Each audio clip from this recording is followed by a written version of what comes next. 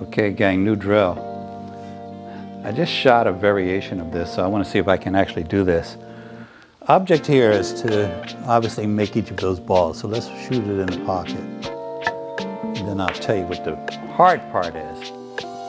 Now, the object is to shoot the ball we just shot with, to hit it.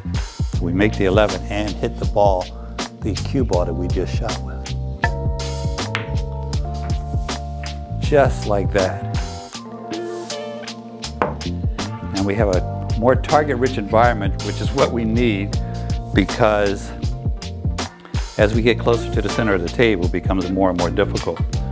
So it helps you as far as judging where the balls are going to go.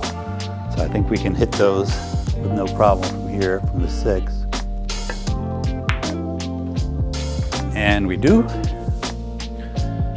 And now the 5 should be a layup, frankly.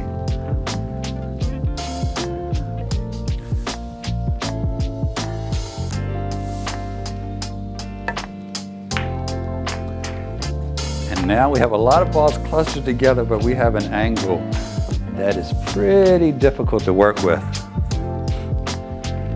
So our line actually comes off of there. So I am going to I'm gonna try to force follow this into the group, frankly, to see how we make out. This is high right.